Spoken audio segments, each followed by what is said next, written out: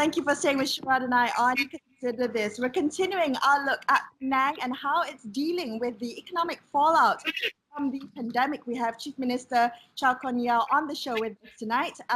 Chief Minister, now I just want to touch very quickly before we move on to the economy of Penang. You said before the break that in the meeting that you had with the federal level to discuss the conditional MCO, you said that the Prime Minister Tan Sri Muhyiddin Yassin was very excited. What was he excited about? To restart the economy, because over the past, and he said every day we are losing about 2.6 billion ringgit. And if we are to wait longer, then by June we could be losing a few 100 billion ringgit. Okay. So it is important that we restart the economy and also to look after the livelihood of those who do not have income during this period of time. Yes. Chief Minister, in terms of monitoring the state's own economy, you've mentioned the thousands of SMEs that are there in the state of Penang. Can you give us some sense of the kind of damage that's been done to that sector, and to what extent the pre-Hatin packages that were announced aided those SMEs in particular? I think the Penang economy is supported by the twin engine of growth, the manufacturing and the service sector. Not many people realize that the service sector had actually overtaken manufacturing as the biggest contributor to our GDP. Talking about manufacturing, there are many MNCs in Penang, but they are also supported by at least 3,000 SMEs. And even before COVID-19, because of the trade war between the US and China, there have been some issues concerning relocation, supply chain issue, and all that.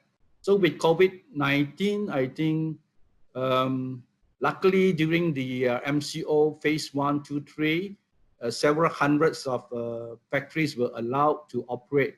So we are happy that it happened.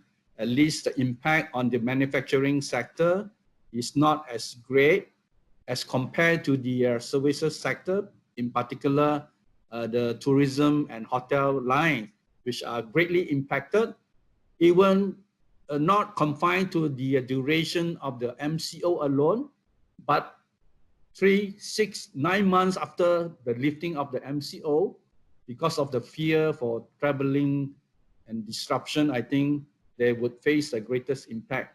But over at the manufacturing sector, we hope that last year, I think despite all these COVID-19 issues glooming over our head, we have good news that from MITI announced that Penang attracted 15 billion ringgit of FDI for 2019. And for all this project to take place, it will be in 2020, kick off construction and so on. And this create about 13,000 job opportunity for Penang. And hopefully, if there is any retrenchment, layoff during this period, it can be absorbed by this new job opportunity in the manufacturing sector. Chief Minister, are those investments still on, to your knowledge, as of today? We have followed our investor very closely. In fact, even at this time, we got requests for them to help them to start their work and start their piling of the factory so that it will not affect their timeline for production later part of the year or next year when the factories are ready. So this is a sign of confidence of these investors despite the COVID-19 pandemic.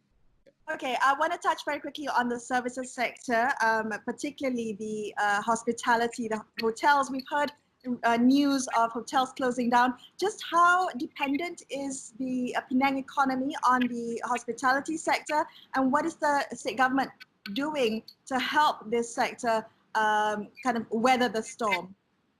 I think, as I say, manufacturing and service sectors are the two main twin engine of growth, and services sector had already overtaken manufacturing as the largest contributors, and hotel and hospitality forms a great part of the services sector, and hotel is definitely deeply affected, and also tourist attraction places had been closed for the whole duration, and because of the fear, even after MCO is lifted, we envisage that for 3 to 6 months, industrial player in the tourism sector will have to re-strategize. And I've been visiting. I try to visit as many sectors as possible. And the last 2 days, I visited the hospitality and tourist attraction players. And luckily for some of them, domestic tourists still forms the majority of their visitors, 80% of the visitors, and foreign tourists forms about 20%. So the strategy moving ahead, if it is lifted, people still want to travel. It is good that we can focus on domestic tourists for the start, and Penang definitely has a very strong position as the destination of choice for local tourists, and we hope that we can pay attention with the various stakeholders to focus on recovering the domestic sector first and then move on to the international sector. So, Melissa and I are both in a red zone, and there you are in a green zone. Are you happy to have us red zone Malaysians come visit you in your green zone? I will leave it to the federal government to decide all this. Actually, at the meeting again, the CMCO is supposed to be for the green zone, but we have states, even with red zone, also opening up their economy, like in Selangor and Kuala Lumpur. But I suppose this is the gap and weaknesses of the whole protocol in not addressing, even not announcing that this actually apply to green zone and not to other zone. Yeah. So can you help us understand that? You mean the original design for the CMCO was only for green zones, and now it's been applied across the nation. What accounts for that? At the meeting, the Health Ministry presented this called the District Risk Reduction Program, shifting the focus to the district level and also the locality area. So in line with that, it is also shifting the responsibility to the community to work together with the government and to be responsible to keeping the district and locality green. And there is a tagline, attack the red, protect the green. If you are in the green zone, you still have a responsibility to ensure that it remains green and not turn to yellow and then red. And then, of course, concerted effort to attack the red area where you are in, so that you can become orange and then become red. So that was the strategy of the District Risk Reduction Program. And opening up the economy would encourage human interactions and whatnot. So it should start with the green zone where it is safer for the economy to restart. But it is now for the whole country. And I don't think I'm in a position to answer you. Maybe you should ask the senior minister, Asmin Ali, why it is also